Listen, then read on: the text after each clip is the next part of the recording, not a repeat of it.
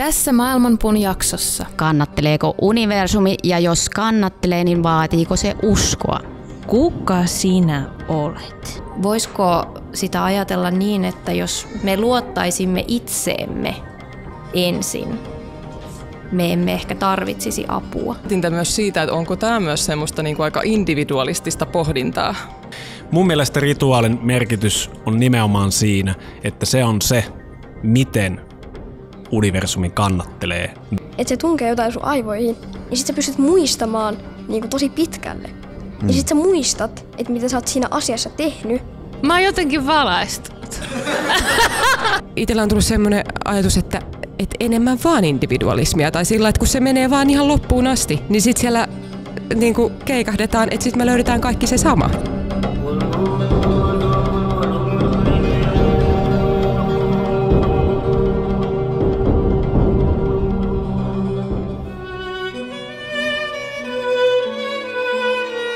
Tervetuloa kuuntelemaan Maailmanpuuta, podcastia, joka ei voisi olla olematta.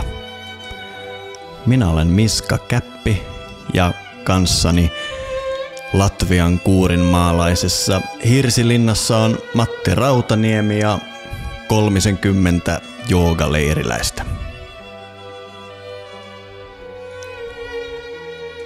Kannatteleeko universumi meitä?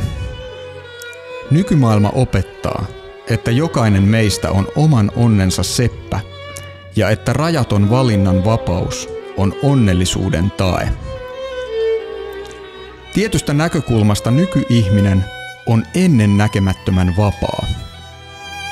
Nykymaailmassa meillä on enemmän mahdollisuuksia kuin koskaan aiemmin elää oman näköistämme elämää. Samalla meidän nykyihmisten harteilla lepää kuitenkin ennennäkemätön taakka.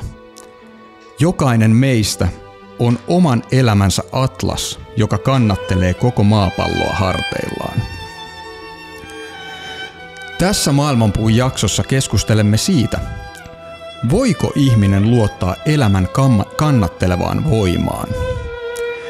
Tätä kysymystä kanssamme pohtii elävä yleisö, sillä tämä Maailmanpuun jakso on nauhoitettu livenä 7 vuoden tauon jälkeen.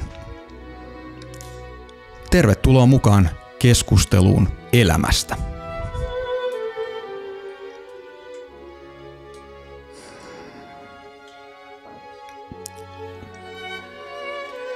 Terve kasvos näyttämästä, päivä kulta koittamasta, aurinko ylenemästä. Pääsit ylös aaltoin alta, yli hongiston ylenit. Nousit kullaisna käkenä, hopeaisna kyyhkyläisnä, tasaiselle taivahalle, elollesi entiselle, matkoillesi muinaisille. Nouse aina aikoinasi perästä tämänkin päivän. Tuo meille tullessasi aina täyttä terveyttä. Saata saama saatavihin. Pyyntö päähän peukalomme, onni onkehen ohaitse. Käy kaaresi kaunihisti, päätä päivän matkuesi, pääse illalla ilohon.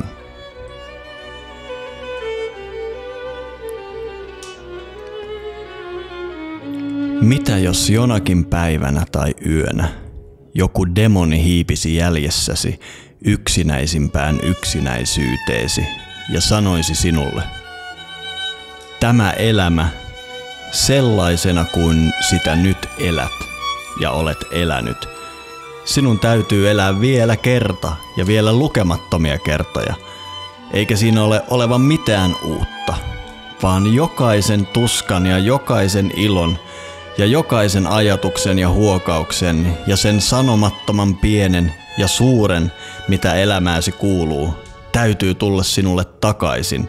Ja kaikki samassa järjestyksessä. Niin myös tämän hämähäkin ja tuon puiden välistä kuumottavan kuun valon ja samaten tämän silmän räpäyksen ja minun itseni. Olemassaolon ikuinen hiekkakello kääntyy yhä uudestaan ja sinä sen kanssa, sinä tomun hiukkanen. Etkö heittäytyisi maahan ja kiristäisi hampaitasi ja kiroaisi demonia, joka puhuu sillä tavalla? Vai oletko elänyt kerran valtavan silmän räpäyksen, jolloin vastasit hänelle: sinä olet Jumala, enkä minä ole koskaan kuullut mitään jumalallisempaa. Jos tuo ajatus ottaisi sinut valtoihinsa, se muuttaisi sinut toisenlaiseksi ja voisi murskata sinut. Aina kaikkialla eteesi nouseva kysymys: tahdotko tämän vielä kerran? Ja vielä lukemattomia kertoja lepäisi toimintasi yllä kaikkein suurimpana painona.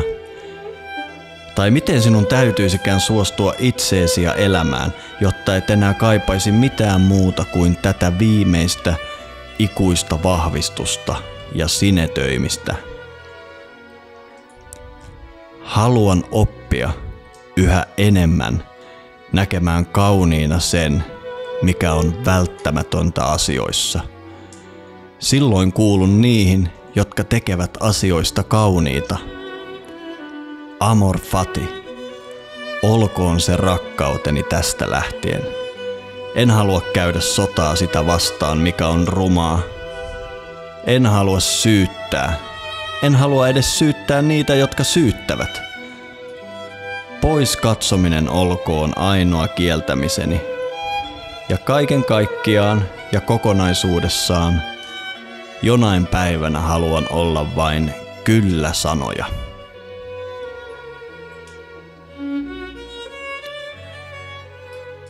Terve Miska. Terve Matti. Täällä sitä ollaan. Meinasin sanoa taas, mutta me ei olla täällä taas. Ainakaan en muista edellistä kertaa. Se voi olla, sillä edelliskierroksella, jos demoni on meille ton jutun tehnyt. Ja jos niin on, että me joudumme täällä kerta toisensa jälkeen olemaan, niin ainakin juuri nyt se on minusta ihan hyvä. Mutta ei siitä ole kuin muutama Maailmanpuun jakso, kun aloitin jakson sanomalla, että Matti, mennäänkö Latviaan? Ja totta puheen se oli vitsi. Joo. Ja, mutta täällä sitä ollaan. Täällä sitä ollaan. Loistavaa ja se on ilo. Esimerkki siitä, että jos jotain suustaan päästään, niin seuraukset voi olla arvaamattomat. Että onpa odottamaton ilo, että Maailmanpuuta nauhoitetaan juuri nyt tällä lailla. Kyllä, ja tosi hauskaa nähdä meillä täällä täysi sali jooga-leiriläisiä, jotka ovat tämän Maailmanpuun jakson kunniavieraat. Kyllä, me ei olla 7 vuoteen tehty yleisön kanssa mitään. Edellinen kerta oli joogafestivaalilla. Ollaanpa joskus Pakanamessuilla tehty yhteislive-jakso, mutta siinä se on ja nyt päätettiin kokeilla tätä. Ja aiheena me tänään otettiin jotain niin laajaa, että mä luulen, että me tullaan hyötymään siitä, että meillä on niin monta mahdollisuutta nähdä eri perspektiivi elämästä, koska täällä ei ole vaan sinä ja minä tällä kertaa paikalla. Mutta ennen kuin puhutaan sen enempää tästä aiheesta, tätähän juttua ei ole suunniteltu mitenkään. Ei siitä ole kuin reilu viikko, kun kukaan ei edes tiennyt, että tätä tapahtuu. Ja mitä aiheeseen tulee, aihekin loi itse itsensä. Se taisi tapahtua jotenkin samalla kun sinä löit jalkasi Latvian maaperälle. Kerro lisää tästä. Joo, tai mä en silloin tiennyt myöskään, että tämä on aihe, mutta siis tämä aihe, tämän päivän aihe, joka me on muotoiltu nyt muotoon, kannatteleeko universumi, syntyi pitkälti niin, että me matkustettiin mun perheen kanssa sunnuntaina Porvoosta tähän osaan Latviaa, missä me nyt ollaan, ja edellisenä päivänä alkoi mulla kesäloma, joten matkavalmistelut jäi hyvin lyhyiksi, kuten jäi myös sitä matkaa edeltävät yöunet noin 3 tuntiin erinäisistä syistä. Matka meni sinänsä ihan hyvin, siinä ei ollut mitään sellaisia ongelmia, meillä oli hauskoja pysähdyksiä ja kaikki sujui kuten suunniteltua. Mutta kyllä se nyt kuitenkin sellaisen pitkän työrupeaman ja vähäisen levon ja yleisen tällaisen niin kuin lomalle lähtöshokin jälkimainingeissa, niin oli hieman sellainen olo, että nyt on niin kuin pää täynnä tällaista niin kuin pitää niin kuin hallita montaa asiaa ja pitää monta lankaa käsissä ja me ei olla myöskään matkustettu ulkomaille moneen vuoteen erinäistä syistä, joten tässä oli semmoistakin lisäjännitystä. No yhtä kaikki, mulla on ollut monia merkityksellisiä matkoja tänne Baltian alueelle, Latviaan ja Liettuaan vuosien varrella ja kuten monet aiemmat matkat, niin myös tämä matka sisälsi sen, että kun me saavuttiin Latviaan, niin me heti ensitöiksemme käytiin uimassa tuossa Saulkrastin tietämillä. Siellä on kaunis hiekkaranta. Ja kun mä olin uinut siinä Itämeressä ja tuli rantaan, niin sitten jotenkin tuli sellainen outo niin kuin tunne, kuin palaisi kotiin. Tämä hetki on merkityksellinen. Ja matka oli sen jälkeen vielä hirmu paljon jäljellä ja se alkoi koko ajan väsyttää vähän enemmän, koska ilta alkoi jo hämärtyä ja kilometrejä oli takana valtava määrä. Ja sitten kun me lopulta saavuttiin meidän mökkiin tuossa lähempänä puolta yötä ja saatiin tavarat paikalleen ja mä painoin pään tyynyyn, niin mun mieleen pamahti täysin arvaamatta sellainen ajatus, että miksi sinä et luota Jumaliin? Ja sitten mä kävin pohtimaan tätä pidemmälle, että mistä tämä tuli ja mitä tämä tarkoittaa. Ja sitten kun me nähtiin sun kanssa seuraavana päivänä, ja ensi töiksessä me puhuttiin, että onko meillä mitään suunnitelmaa maailmanpuujaksolle. Niin sitten mä kerroin tämän jutun tiivistetyssä muodossa sulle, että tämmöinen ajatus on nyt puhutellut mua. Ja siitä tämä lähti kehittymään oikeastaan. Mikset sinä luota Jumaliin? Erittäin hyvä kysymys, jota sitten niinä yön tunteina ennen kuin vaivuin tiedostamattoman pauloihin kokonaan, niin yritin pohdiskella mielessäni, että mitä se tarkoittaa. Ja tavallaan se liittyi laajemmin siihen, että syntyi sellainen vahva niin kuin kyseenalaistus sille, että onko tämä oikeasti niin vaikeaa, että tarviiko kaikkea yrittää hallita ja voiko kaikkea edes hallita. Siinä oli ehkä semmoinen niin kuin tietty helpotuksen tunne mukana.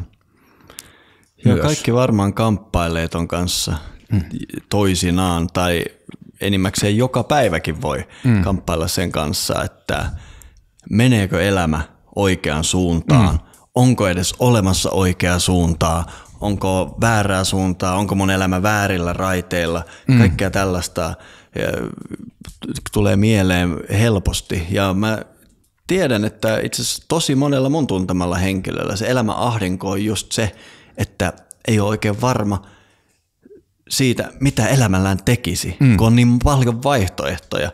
Ja me tuossa introssa puhuttiinkin, tai sinä puhuit, että me eletään aika kummallisessa tilanteessa. Me maapallon varsinkin rikkaiden maiden kansalaiset, että kaikki on avoinna. Voit olla suuri taiteilija, suuri seikkailija, suuri erakko, suurperheen perustaja. Kaikki on saatavilla, mutta kun kaikki on saatavilla, niin eihän yksi elämä voi toteuttaa, kun enimmäkseen yhden asian hyvin. Sillä lailla se menee. Ja sitten pitäisi ymmärtää, että mikä se mun juttu on, vai onko mulla juttu, ja niin edelleen. Ja sitten saattaa tulla sen äärelle, että voisinko minä vaan luottaa siihen, että elämä näyttää tie.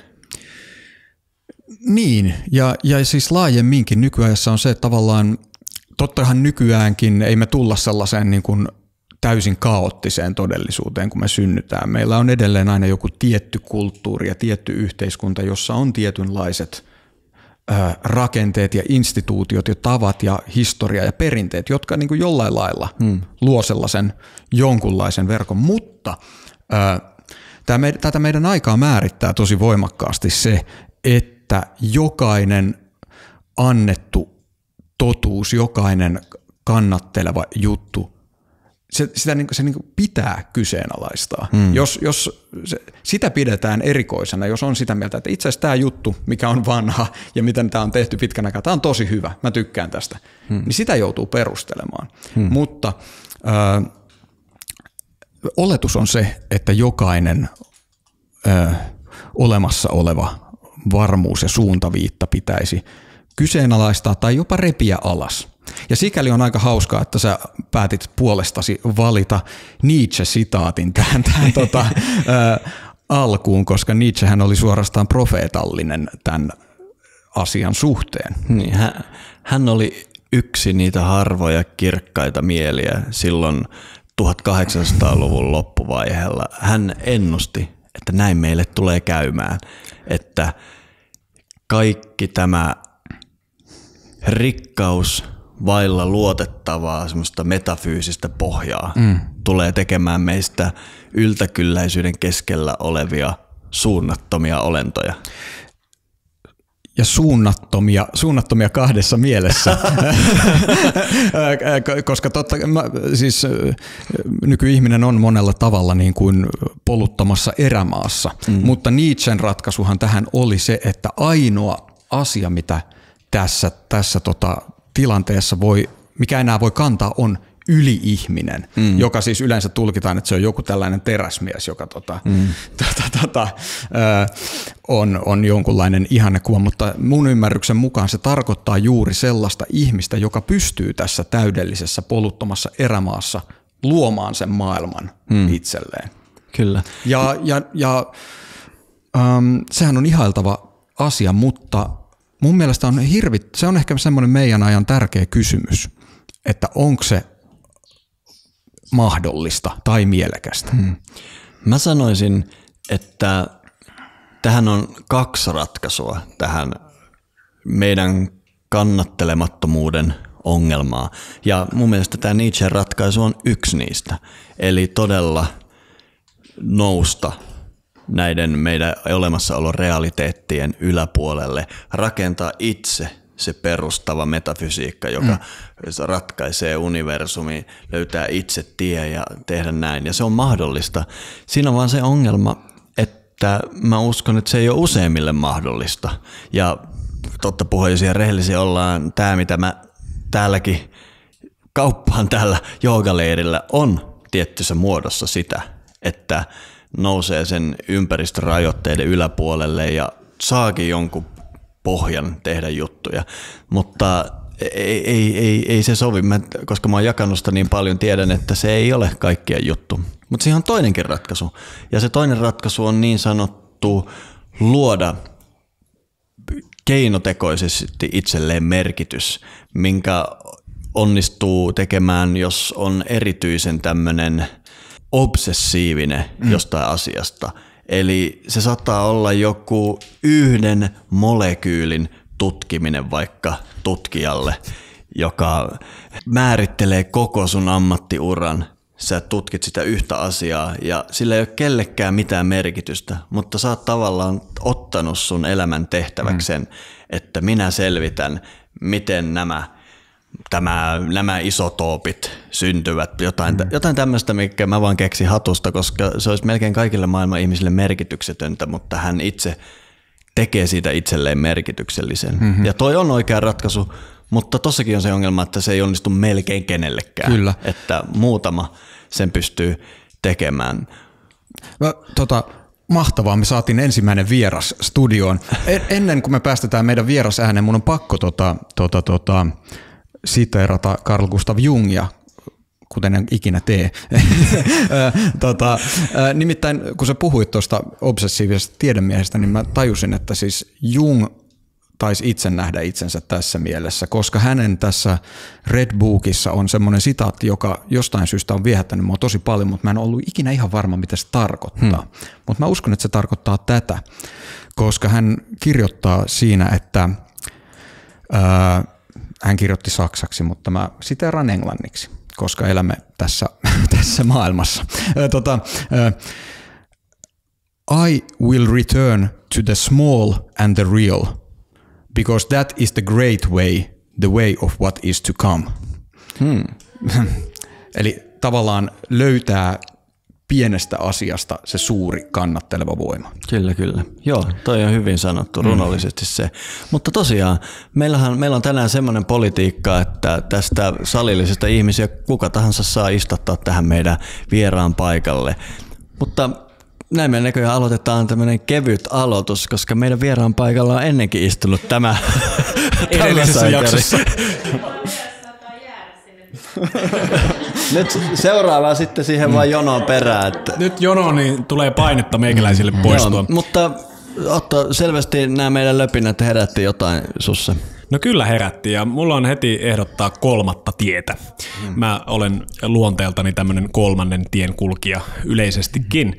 Ja mä ehkä, se tuli oikeastaan tää ajatus jo, tai nyt se niinku muotoutui, mutta mä tänään tuossa ajelin tonne Ruojaan, joka on täällä Kuurinmaalla tää nyt isohko city, jossa on yksi supermarketti ja autopesulla ja tän tällaista, ja menin sinne autoni pesettämään ja mulla oli sitten muutama tunti siinä aikaa ja mä oon monta kertaa kattonut, säkin oot varmaan miskä kattonut, kun oot ajanut ohi tosta monta kertaa, niin siinä on se museo.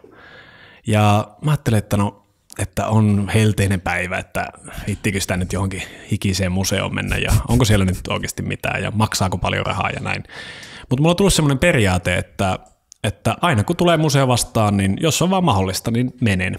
Koska mä oon löytänyt niin käsittämättömiä helmiä jostain museoista, jotka on jossain Misselien nurkassa ja sitten sieltä onkin löytynyt jotain aivan käsittämättömiä juttuja. No täältä ei mitään sellaista löytynyt, mutta se oli semmoinen pikkuruinen söpö pikkumuseo tosiaan ja siinä oli kaksi juttua, jotka jotenkin niin kuin kosketti meikäläistä. Ja toinen niistä oli semmoinen niin kuin vitriini, missä oli esineitä, mitä merimiehet on tuonut mukanansa. Ja yksi erityisesti pisti silmään. Se oli semmoinen niin kuin todella hienosta kankaasta tehty musta huivi, joka oli tuotu Kiinasta asti. Ja mä rupesin miettimään, siis mulla monesti tulee tämä ajatus silleen, se on ehkä vähän niin kuin se Janne Saarikivikin, tai se oli meidän tuossa podcastissa joskus vieraana, taisi mainita, en muista oliko siinä vai jossain kirjoituksessaan siitä, että kun katsotaan muutaman 100 vuoden taakse jotain sukua, joka on asuttanut sitä samaa paikkaa sukupolvesta toiseen, niin ei siellä ole niin kuin paljon mietitty, että miksikä minä alkaisinko taidemaalariksi vai alkaisinko kansainväliseksi kauppiaksi vai mitä. Ei, siellä on tehty kutakuinkin samaa, mitä se isäkin on tehnyt ja isoisä tai äiti tai isoäiti. Ja jotain tietenkin vaihteluita ja näin poispäin. Ja sitten me automaattisesti oletetaan, että se on ollut todella kurja elämä, että onpa ollut kauheata, että ei mitään vapautta, että ihan hirveä niin kuin tämmöinen kuristava elämä. Mutta se huivi vähän niin kuin avasi mulle tätä ihan uudella tavalla. Siis köyhä kaveri täältä Kuurinmaalta on lähtenyt, vene on veistetty tuolla Ruojassa, sitten on lähdetty kauppaamaan, menty Kiinaan ja Kiinasta, ja se on siis käytetty se kuukauden palkka siihen. Ja mä mietin sitä, että miltä siitä huivin vastaanottajasta on tuntunut, kun se on saanut sen käsiinsä.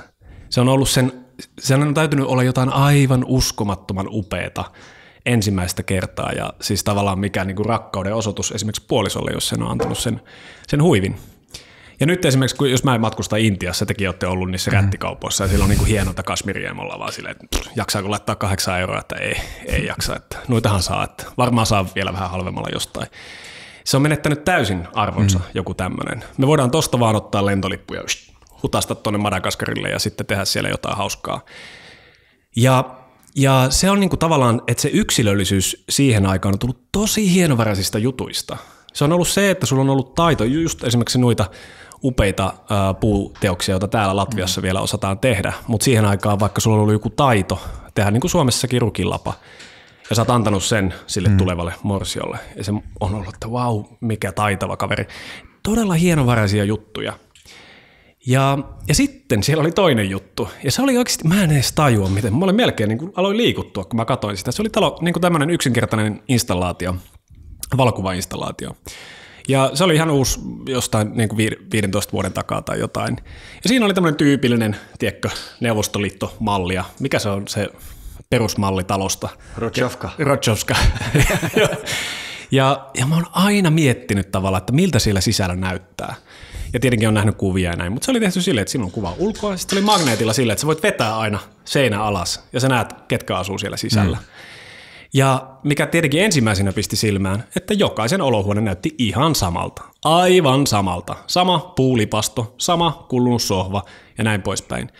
Mutta sitten siellä oli semmoisia pieniä yksityiskohtia. Ja tietenkin se, että onko siellä poikamies, lapsiperhe, vai jotkut siinä puhalsi niin kuin synttärikynttilän sammuksiin. Ja yhdessä kuvassa on poikamies, joka istuu siinä, niin kuin kattelee kameraan siinä jossain sänkyssä reunalla ja joku tissikalenteri siellä taustalla ja tällaista. Todella pieniä juttuja, mitkä erotti ne yksilöllisiksi. Ja se nyt mä tuun pitkän tangentin kautta tähän 3. tiehen, on se, että pitäytyä siinä, mikä on se sun alueen juttu, mikä on se sun suvun juttu, tai ehkä tänä päivänä, mikä on se sun niinku heimon juttu, mikä rakentuu, koska kaikilla se ei todellakaan ole perhe. Joillakin se saattaa olla vaikka just, no mikä vaan, kyllähän se voi olla harrasteryhmä tai muuta, mutta heimo kuitenkin useimmille ihmisille jonkinlainen rakentuu. Ja niin kuin elää sen tietynlaisten niin kuin rituaalisten elementtien mukaan, jotka siihen liittyy, mutta ei ainoastaan niiden mukaan. Eli löytää semmoisen jonkun tosi hienovaraisen jutun, joka on se, mikä niin kuin ylevöittää siinä, mikä tuo jonkun niin kuin suorastaan toismaailmallisen siihen sun omaan arkeen. Ja just se kontrasti varsinkin, kun mä mietin sen huivin ja sen neuvostoliittolaisen asunto, mikäli tuli mieleen kolhoosi, mutta kuitenkin, siis miksi niitä nyt kutsut? No kerrostalokompleksi. Niin se, että koska siinä on semmoinen tietty niin kuin vaatimus samanlaisuudesta, niin eihän ihmiset voi itsellensä mitään. Ne tekee aina yksilöllisen siitä elämästään joka tapauksessa, mutta ei millään niin kuin todella niin kuin isoilla manöövereillä ja hienoilla väreillä ja muuta, vaan jollain tosi pikkujuttu. Tämä on se mun juttu. Yhdellä naisella oli esimerkiksi niin kuin sauvasekotin pöydällä. Että se oli silleen varmaan ylpeä, että minun sauvasekotin. Ja mä oon miettinyt tätä aika paljon. Ja sitten kun mä mietin ihan omaa elämääni, että miten lopulta itse asiassa tosi pienet jutut sen mun oman niin kuin kehikon sisällä, sen mun niin kuin rituaalien ja nyt tarvitaan rituaaleja, niin kuin päivän rituaaleja, jotka toistuu itse asiassa yllättävänkin samanlaisina useampana päivänä, niin siellä on joku pikku hienovarainen juttu. Ja mä tartun siihen ja avaan siitä kokonaisen kosmoksen. Mä oon ihan samaa mieltä Otto ton sun ydinpointin kanssa, mikä oli tää 3. juttu. Ja itse asiassa mä oisinkin aikonut sanoa, että mä yhä pidän kantani siitä, että nämä mun mainitsemat 2 on ainoat ratkaisut, mitä meidän yhteiskunta tuntee. Mutta tämän 3. pitäisi olla se itsestäänselvä, koska mä just sanoin, että tämä Übermensch-homma, se on harvoille valituille. Ehkä tässä salissa on keskimääräistä enemmän näitä harvoja valittuja kuin peruskattauksessa. Ja tämä yhtään nippelijuttu, itselleen merkityksen luominen, se on vielä harvemmille. Suurin osa ihmisistä tarvii sen siitä yhteisöstä jollain lailla ja se on itse toimiva, mutta harmi, että meillä on toi neukku-esimerkki, koska se on yksi karuimpia versioita siitä ja hauska, että sä puhuit noista Hrutšovkista ja sanoit, että ne erot on pieniä. Ehkä ne oli silloin Neukkulassa, mutta Hrutšovka on ollut itse aika paljon niiden kanssa tekemisissä ja siellä sisuksissa asustellutkin vähän, niin tänä päivänä kannattaa vaikka mennä Djangaraxin lähiöön tuolla Riassa, jos autolla liikkuu, jos haluaa tehdä semmoisen Hrutšovka-tuurin, mitä oikeasti suosittelen, ne kiehtoo mua, mutta niissä ei ole mitään niinku tämmöistä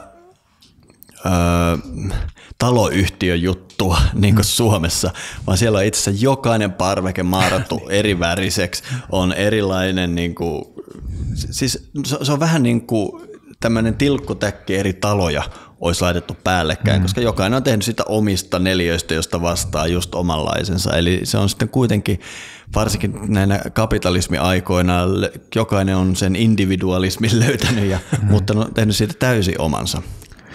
Mä haluaisin tarttua tuohon, sä mainitsit sanan rituaali monta kertaa ja miten sen yhteisön rituaalit tavallaan on se semmoinen kiinnittymisen voima. Ja tämä on mun mielestä tärkeä puoli tätä koko teemaa. Siis tavallaan ei niinkään siitä, miten ilmennetään yksilöllisyyttä. Se on tavallaan meille helppoa ja sitä voi maalata niin kuin parvekkeet eriväriseksi ja niin kuin näin. Mutta siis se, että mä oon itse kokenut niin, että rituaalit ja rituaalisesti tai säännöllisesti toistuvat asiat on sen takia mulle niin tärkeitä, että jollain lailla ne vapauttaa mut yksilöllisyydestä suuremmassa tai pienemmissä määrin.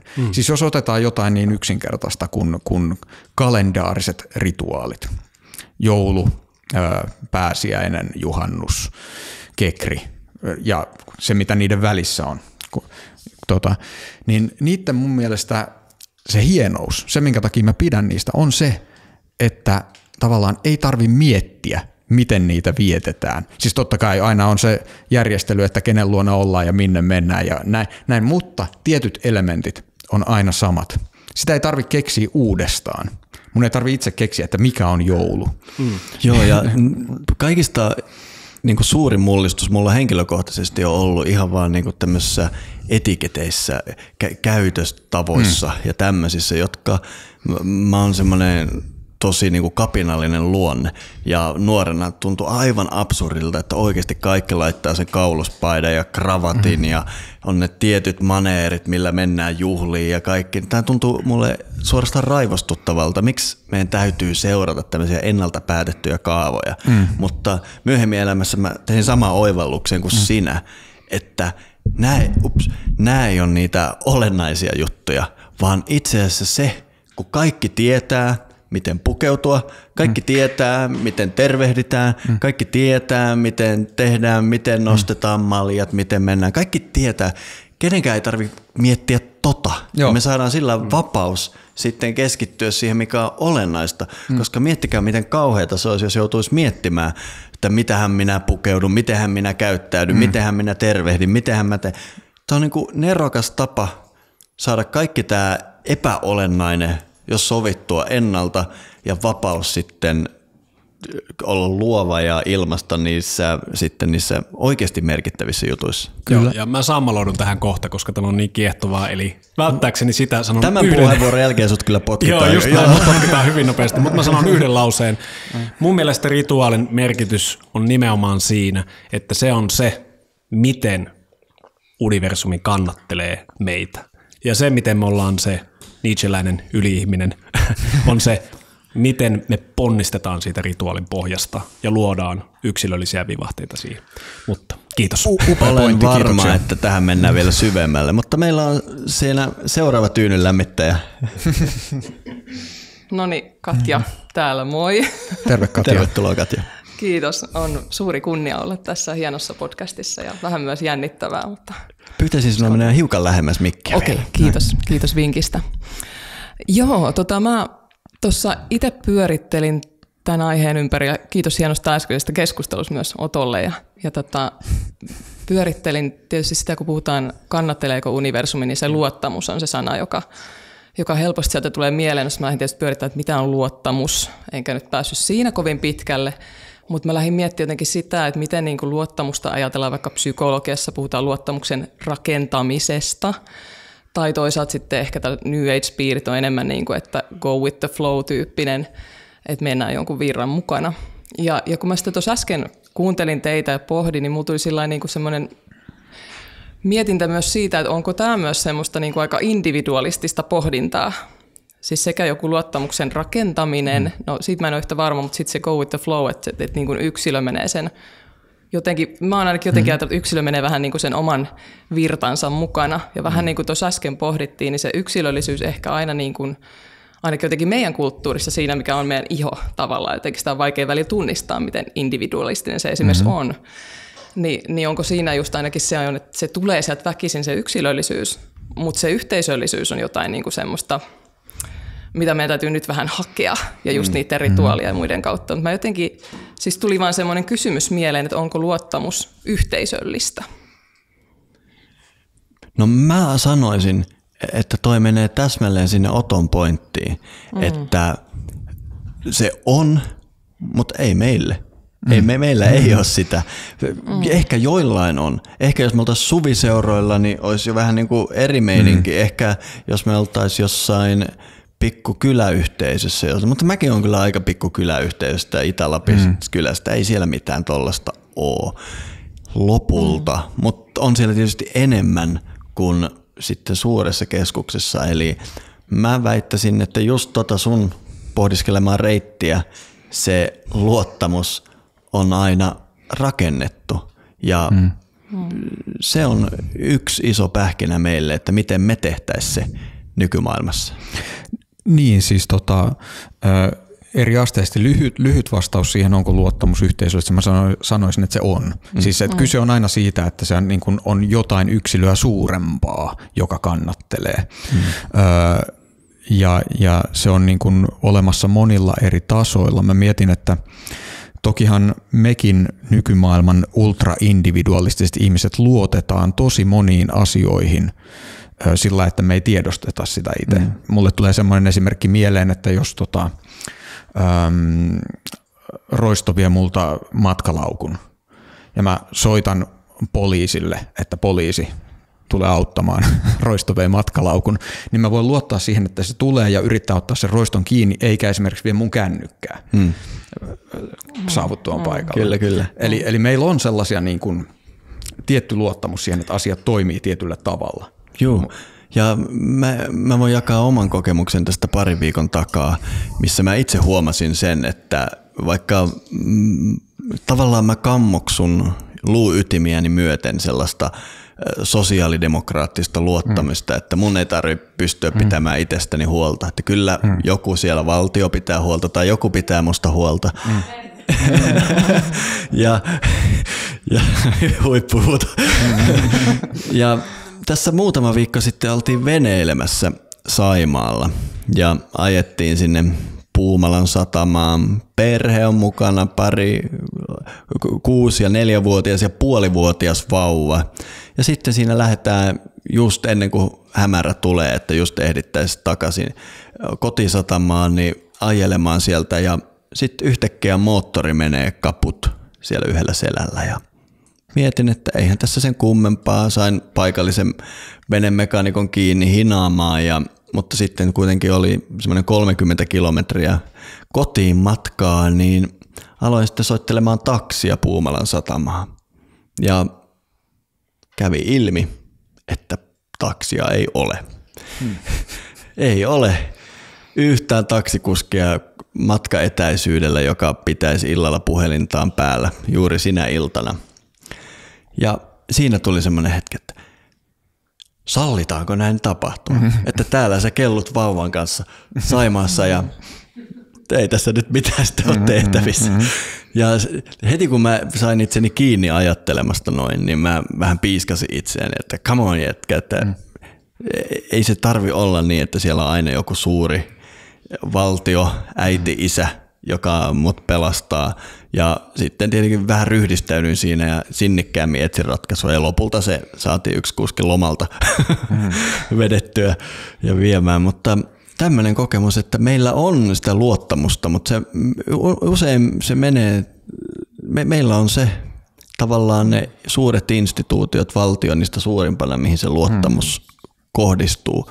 Ja mä en ole välttämättä varma, onko toi se, mitä kautta mä voin hankkia luottamusta universumiin. Nimittäin musta tuntuu, että toi on just se reitti, millä mä alan pelätä universumia enemmän.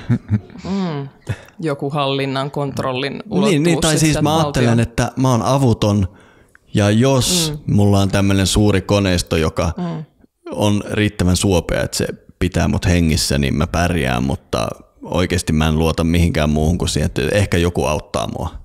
Niin mun mielestä toi on niinku täsmälleen sitä, miten tuntuu, että universumi ei kannattele.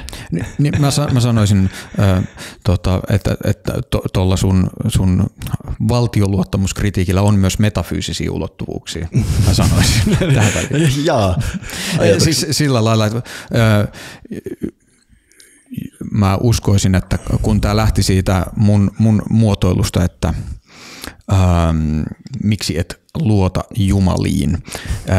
huomio tässä tietysti myös monikossa omalla kohdallani, mutta mun käsitys siitä esimerkiksi, mikä ajatus monilla ihmisillä on uskonnosta, on se, että Jumalaan tai korkeampaan voimaan luottaminen on sitä, että kaikki on korkeamman voiman käsissä ja mä en voi tehdä mitään eikä mun tarvitse tehdä mitään. Siinä voi sitten vaan joko nauttia kyydistä tai olla harmissaan siitä, millaista elämä on. Mutta joka tapauksessa mitään ei ole tehtävissä. Ja se on tavallaan mun mielestä niin kuin metafyysisellä tasolla vähän se sama. Kyllä. Että valtio pitää huolen tai mikä tahansa korkeampi voima.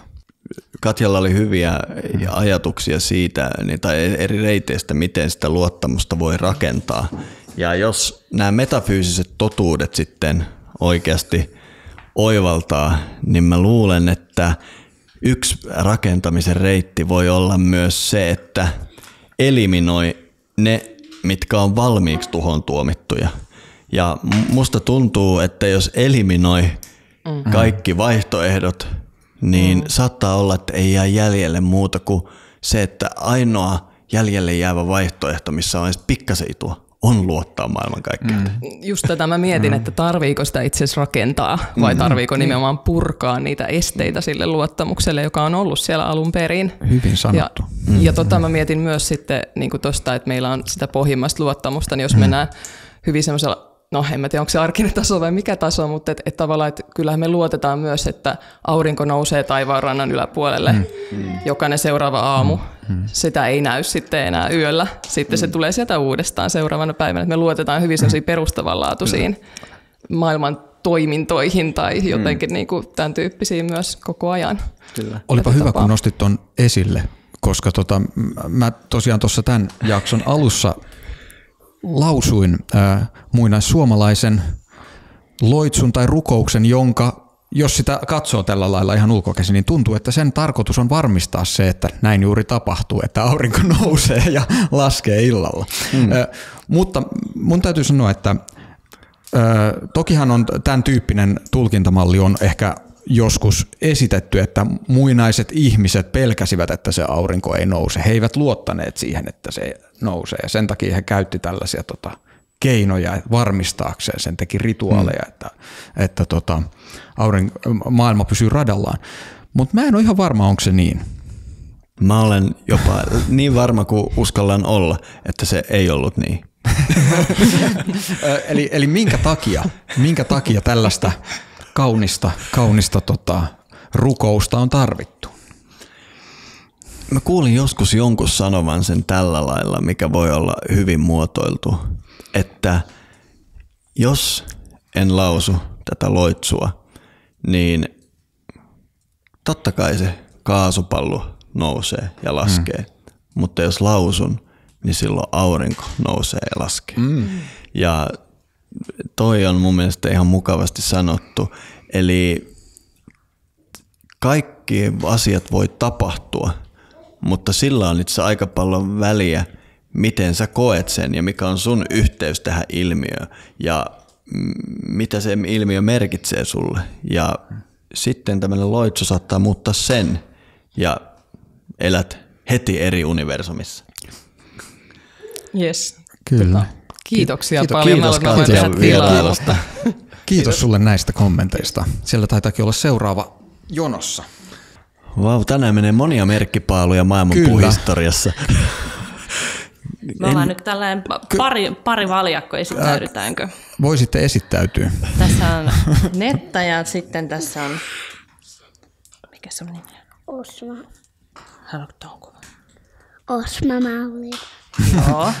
Ja mulla on pitkin päivää, en tiedä miten tämä linkittyy nyt tähän menneeseen keskusteluun, mutta pitkin päivää mun korvaan on kuiskailtu yksi kysymys ja se on tullut välillä pöydän alta ja se on välillä tullut mulla suoraan korvaan ja se on tullut ruokapöydässä ja autossa ja sitten meillä Osma haluaisi esittää sen kaikille maailmanpuun kuuntelijoille myös. Ja tämä on ihan hyvä kysymys kyllä.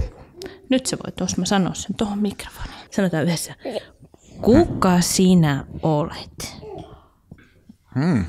Ja se on mun mielestä aika hyvä kysymys, koska sitä voi miettiä, että onko se aina suhteessa johonkin tilanteeseen tai suhteessa johonkin ihmiseen tai onko meissä aina joku, mikä on ja joku, mikä muuttuu. Kyllä. Ja mä sanoisin, että toi myös liittyy siihen ehkä, mitä me puhuttiin tästä rukousten ja loitsujen merkityksestä myös. Täsmälleen. Se oikeastaan liittyy just siihen, miksi se on sitten se aurinko, joka nousee ja muuta. Ja tätä mukavasti sattuu olemaan jotain, mitä täällä leirillä pohdittiin myös eilen illalla. Ja tämä liittyy, me satuttiin eilen illalla puhumaan tunteista. Ja me pohdittiin vähän niin kuin, että mistä tunteet tulee ja minne ne menee ja sillä lailla. Ja jos me nyt kysytään, että voiko johonkin luottaa, vaikka universumiin, niin sehän on tunne. Onko mulla semmoinen tunne, että mä voin luottaa universumiin vai en? Ja mä jaoin eilen sen, niin kuin, mitä mä oon oppinut joogaperinteeltä ja tantralta, mistä tunteet tulee. Ja tunteet tulee itse asiassa vastauksesta kysymykseen, kuka sinä olet. Ja sen voi sanoa sillä lailla, että eilen mä puhuin sen näin sanoiksi, että kaikki tunteet syntyy suhteessa identiteettiin. Eli mikä mun identiteetti on, sellaiset mun tunteet on, koska tunteet on vaan ikään kuin se mun suurempi, kokonaisvaltaisempi minä tekemässä tulkintoja asioista. Ja jos mulla on joku identiteetti, vaikkapa uhrin identiteetti, niin mulla on silloin uhrin tunne-elämä. Jos mulla on semmoinen, mä tuun Itä-Lapista, jos mulla on Itä-Lapin ukon identiteetti, niin mulla ei oikeastaan ole tunteita. Että siihen identiteettiin ei mahdu tanssi, tunteet ja tämmöiset. Eli toi Osman kysymys on mun mielestä se tärkein kysymys suhteessa luotanko universumiin. Ja sitten mitä tulee, se sitoo vähän niin kuin tämän rituaalipuolen ja muun. Millä me rakennetaan sitä identiteettiä? No mä en ole ainakaan löytänyt voimakkaampaa metodia kuin rituaali. Ja se rituaali toisaalta rakentaa mun henkilökohtaista identiteettiä suhteessa kosmokseen, mutta myös se rakentaa mun identiteettiä osana yhteisöä, koska rituaalithan tehdään yhteisössä muiden ihmisten kanssa ja sitten kun sitä on tehty riittävästi, niin tavallaan ne ihmiset niiden rituaalien kautta on sitä meitä, joilla on jokinlainen suhde kosmokseen. Mahtava kysymys, Osma. Kyllä, se oli hyvä. Ja mä itse asiassa mä muistin, että Matti puhui, että pitääkö Jumaliin luottaa? Oliko se sun yksi kysymys? Niin, tai se mun kysymys oli, että miksi et luota niihin? Miksi ja siis totta kai siinä on se toinen kääntöpuoli, että voiko niihin luottaa. Kyllä. Joo, sitä mä kanssa mietin. Ja sitten mietin myös sitä, että miksi niihin ylipäätään pitäisi luottaa. Ja että miten tavallaan, että ei ainakaan ehkä suinpäin, että se on myös vuorovaikutusta ja sitä miettimistä, että mikä olen. Niin, ei suinpäin, niin kuin Osma tuossa sanoi tähän myös, niin suhteessa ja sitä suhdetta ylläpitäen. Miten sä sanoisit, että kun muinainen suomalainen on päättänyt auringon noustessa lausua loitsun tervehtiäkseen aurinkoa ja taatakseen, että se nousee ja kulkee taivaan halki ja laskee illalla, niin mitä se on sillä pyrkinyt tekemään ja miten se liittyy tuohon kysymykseen? Varmastikin pyrkinyt siihen, että jos aina tulee uusi päivä, eli elämä jatkuu, elämän niin kuin, kulku on mahdollista ylipäätään. Päivä toisensa jälkeen pitää kutsua esiin tavallaan, että se ei ole itsestään selvää, että se tulee. Millä tavalla se ei ole itsestään selvää? Onko se itsestäänselvää? Mun mielestä se ei ole lainkaan itsestäänselvää asia. Mutta toki me ollaan siihen totuttu, koska niin monta kertaa meidän elämässä, kun me ollaan täällä, kaikki on käynyt hirveän hienosti, että se on sieltä saapunut ja meillä on aina uusi päivä. Mutta jostain syystä mä ajattelen, että se ei sitä pitäisi itsestäänselvyytenä kyllä pitää. Toi Netan vastaus on erinomainen.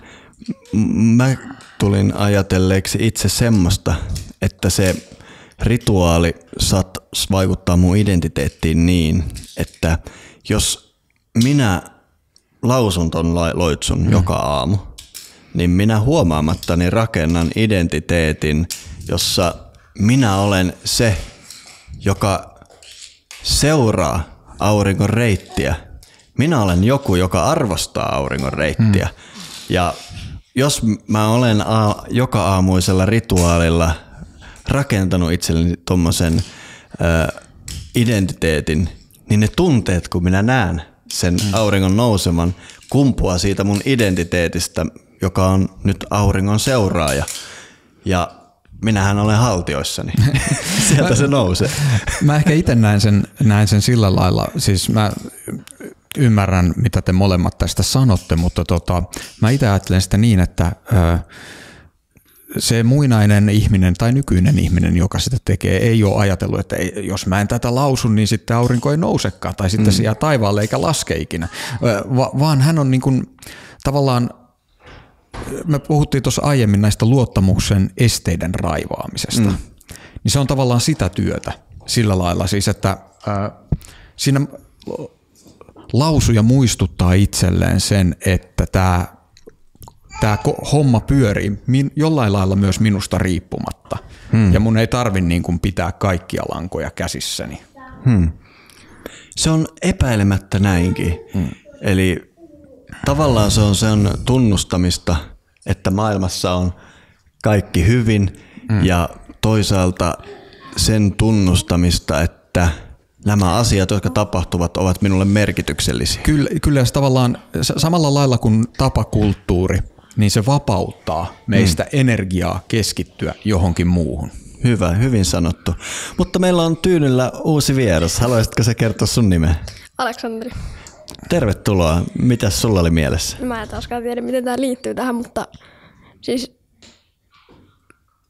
on joskus mietin sillä, että on hetki, jonka mä haluan elää uudestaan.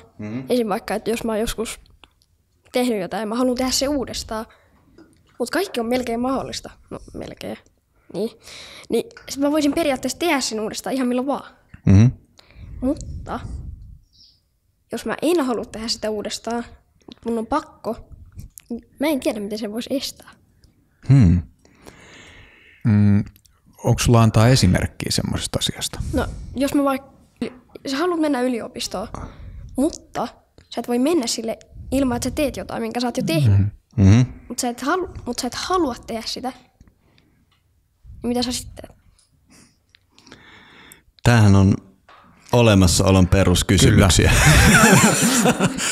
Ja mahtava lisä tähän keskusteluun, koska tätä on pohdittu viisausperinteissä ympäri maailman ja tulee mieleen jotkut jo Bhagavad Gitan säkeet, jossa puhuttiin, että ei ole semmoista kaveria, joka ei joudu ylläpitämään itseään. Eli tavallaan se hinta tässä maailmassa olemisesta on suurimmallekin valaistuneellekin yli-ihmiselle se, että hän joutuu toistuvasti tekemään asioita, mitä ei välttämättä haluaisi toistaa. Ja se on kaikki niin kuin ruoan syömisestä, vessassa käyntiin, nukkumiseen. Kaikki nämä asiat, mitä me joudutaan ikuisesti toistamaan, jotta me oltaisiin täällä. Ja sä kysyit, että mitä tälle voisi tehdä, jos ei halua näitä tehdä.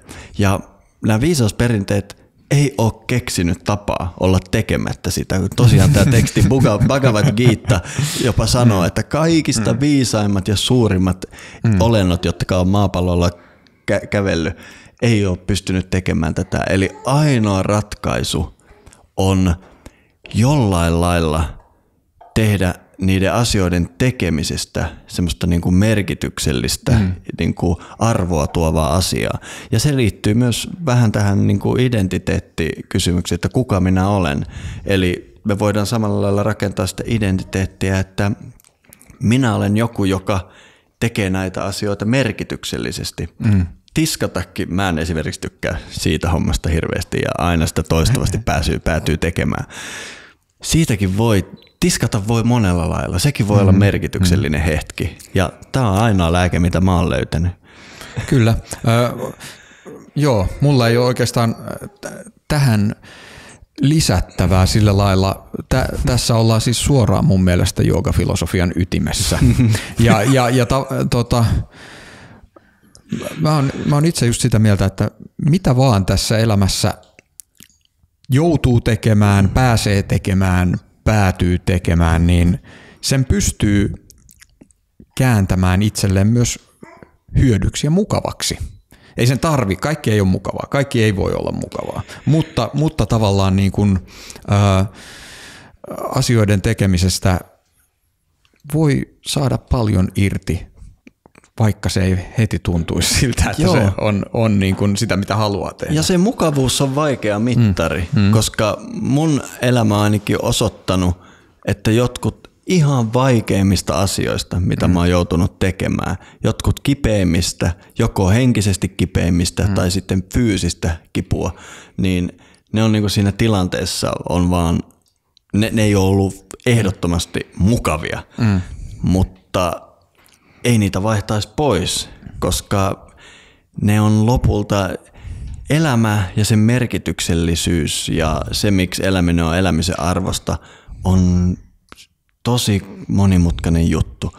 Ja me tarvitaan vähän vastoinkäymisiä ja haasteita ja niitä kipeitä juttuja, jotta elämä olisi itse asiassa, sitten jos käytetään tuota sanaa mukavaa. Eli mukava on tavallaan paradoksi. Joo, ja siis aika usein ne asiat, mitä me ei haluttaisi tehdä, niin miksi me ei haluta tehdä niitä on se, että me ei tiedetä, millaisia ne on. Se ei ole niinkään välttämättä siitä, että mä tietäisin, että no se on tosi kurjaa ja mä en siksi halua tehdä sitä, vaan siinä on enemmän semmoinen, että mä en tiedä, mitä sieltä tulee. Ja silloin tavallaan tarvitaan sitä luottamusta, mistä me on nyt puhuttu. Eli luottaa siihen, että se juttu, minkä takia niitä täytyy tehdä, niin se kannattelee, sen takia se kannattaa se tekeminen. Mutta sitten jos tulevaisuudessa esim. Pystyisi miettimään sillä, että sä saat niinku mennä lääkäriin tai johonkin aivokirurgille, sit voi tehdä sellaisen asian, että se tunkee jotain sun aivoihin, niin sit sä pystyt muistamaan niinku tosi pitkälle. Ja sit sä muistat, että mitä sä oot siinä asiassa tehnyt, ja sit sä voit tehdä sen kokonaan eri lailla, ja sit sä voit miettiä, että no, menikö tää nyt hyvin sitten, että jos mä teen se tällä lailla. Totta, eli sä oot keksinyt myös ratkaisun, että tavallaan vaikka joidenkin asioiden toistaminen saattaa olla näennäisesti sitä, että sä joudut tekemään uudestaan se sama asia, mutta se ei lopulta ole koskaan uudestaan se sama asia, vaan aina se on uusi ja eri ja siitä voi tehdä erilaisia. Vähän niin voi jopa testailla. Toi on totta. Kyllä. Sieltä tuli takavasemmalta kommentti, että tuli mieleen jooga-asanat. Se on kyllä totta, että 2 kertaa et samaa asanaa tee. Kyllä, ja tähän liittyy tavallaan sun ekaan kysymykseen myös sillä, että jos sä oot tehnyt jonkun jutun aiemmin ja sun tarvitsisi tehdä se uudestaan, niin sitä voi myös lähestyä niin, että ihan kun mä tekisin tämän ekan kerran, ihan kun mä tiskaisin ensimmäisen kerran, miltä se tuntuu? Niin, sitä voi vaan katsoa, että wow, katso näitä kuplia. Niin. Eli kaikesta, ja tämä on hyvä konkreettinen esimerkki, miten voi löytää uusia ulottuvuuksia asioista, joita ehkä haluaisi tehdä. Mä nyt tungen, kun mäkin niin haluan päästä maailmanloppuun kerrankin puhumaan. Tämä on kyllä tervetuloa. Aivan verraton päivä. On. Vaimot tunkee. Tässä historiaa tehdään niin kuin joka hetki. Joo, moi, mä oon Juliana. Terve. Mä halusin, itse asiassa mulla piti kommentoida tuohon edelliseen, mutta mulla syntyi jo uusi kommentti tässä odotellessa niin tähän. Ja, no joo, eli nopeasti tästä että pitää kokea joka hetki, niin kuin, joka kerta voi tehdä samaa, vaikka teet samaa asiaa, se voi kokea uusina. Mä itse asiassa esimerkiksi Ruu, lapsi, hän syö hirveän sotkuisesti tällä hetkellä. Ja mä olin Tarankaa, että kun se oli toinen lapsi, niin se söi aina sitten semmoinen Ikea, semmoinen syöttötuoli, johon tulee hirveästi parsakaali, kun pitää sitä sormiruokaa harrastaa. Ja se levii. Ja kun mä annoin Taralle sitä, niin mä niinku katsoin sitä joka hetki tälle, ei, kohta mä joudun sitä kohta mä joudun. Ja se syö sitä parsakaalia ja se levii ja tippuu ja joka paikalla ja vaatteet. Mutta joku muuttunut ruun kanssa. Mä otan sen joka kerta uutena kokemuksena.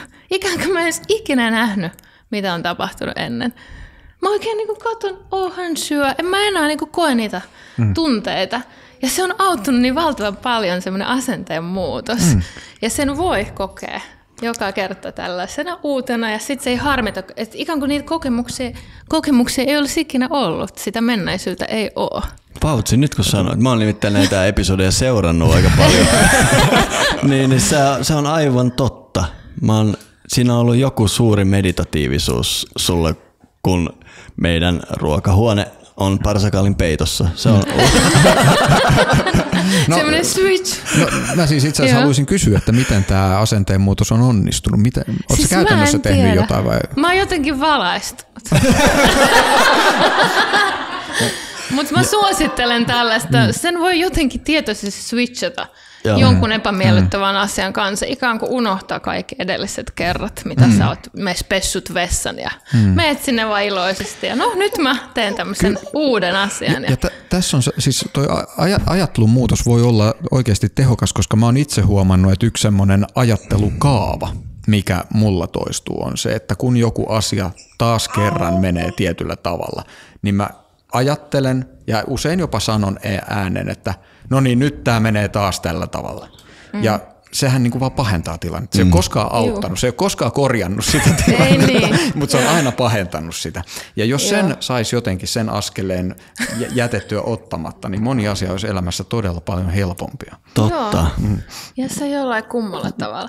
Ja sitten toinen edellinen kommentti liittyi siihen, kun puhuttiin valtiosta ja luottamuksesta omaan universumiin, omaan heimoon, omaan tämmöisen, niin se oli mielenkiintoista, kun mä kävin tänään Maximassa tuossa, onko se Maxima tuolla Ruojassa. Keskustassa. Se oli mun päivän kohokohta, mä menin sinne ja sit mä oon siellä kassalla ja mulla on hirveästi jotain ruokaa, mitä kaikkea mä oon sinne nyt ostamassa ja sit mä oon maksamassa ja se myyjä katsoo mua, mutta onko teillä se bonuskortti?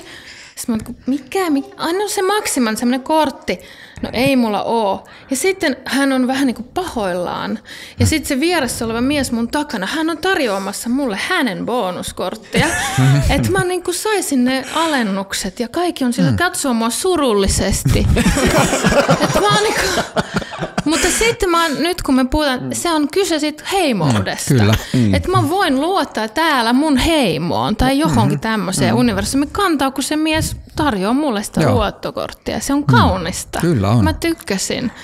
Ja mua harmitti, kun mä olin jo ehtinyt höylätä sen mun kortin ja maksaa, mutta ei edes ne alennukset, vaan se, että ne varmaan on pettynyt, kun ne halus auttaa mua. Joo. Et se oli semmoista. Ja mitä enemmän valtio alkaa puuttumaan, se enemmän tämmöiset katoaa. Että kaiken pitäisi pärjätä jotenkin itsekseen tai sitten joku valtio, mutta sitten se läheinen tämmöinen heimo ei enää tarvitse niinku huolehtia. Just näin. Toi on nyt, niin kun, siis toi on hyvä pointti ja mä en ole varma, onko tuosta sosiologista tutkimusta. Mä oon melko varma, että on, mutta en pysty viittaamaan muuta kuin sillä, että ehkä on. Että silloin mitä enemmän just valtio puuttuu, sitä enemmän tällaiset niin kuin spontaanit tukiverkostot alkaa murentumaan. Mä uskon, että se on niin ja mä uskon, että siitä on olemassa oikeat tutkimusta. Kyllä, ja tuosta valtiojutusta mä en tiedä, onko tutkimusta, mutta siitä mä oon lukenut tutkimusta, että eri kokoisissa kaupungeissa. Siinä on se joku kohta, missä kaupungin koko, mä en nyt muista kuinka monta 10 000, mutta sanon tämmöinen niin kuin perstuntuma mulla, että ehkä 20 000 on se taajaman koko. Että jos se menee sen ylemmäs, niin ihmiset ei enää katso toisien silmään, kun ohittaa. Siinä tavallaan tulee se anonyymius ja yhteisö katoaa. Eli meitä ei ole suunniteltu. Itse asiassa tutkimus käsittääkseni sanoo, että ihminen pystyy käsittämään 150 ihmistä. Joo. Ja se on maksimi. Eli maailmassa meille kaikille on 150 ihmistä. Ja se on se muinainen kylän koko. Ja siitä eteenpäin ihmiset on massaa. Okei, kiitos paljon. Kiitos paljon. Mahtavia arkiesimerkkejä. On. Meillä on sieltä tulossa jo seuraava vieras ja tervetuloa, mutta kello kuulkaa sanoo semmoista, että me teemme tempun ja pidämme ihan minitauon ja sen jälkeen jatkamme meidän uuden vieraamme kanssa. Nimittäin kello lyö jo sen verran, että maailmanpuu vetäytyy juuriinsa ja maailmanpuun juuret ovat se toinen tunti maailmanpuuta, jossa asioihin yleensä mennään vielä syvemmälle ja se on helppo kuulla. Menet osoitteeseen maailmanpuu.supercast.com. Sinne rekisteröidyt, valitset sen, otatko kuukausittaisen tai vuositilauksen ja sitten voit ottaa podcast-appiisi tai Spotifyhin tai mihin tahansa haluat nämä meidän täyspitkät jaksot. Ja sellaista muistuttaisin vielä, että jos olet luonut jäsenyyden sinne Supercastiin, niin käytä sen jälkeen kirjautumiseen aina osoitetta maailmanpuu.supercast.com ja unohda maailmanpuu.fi. Me palaamme pian.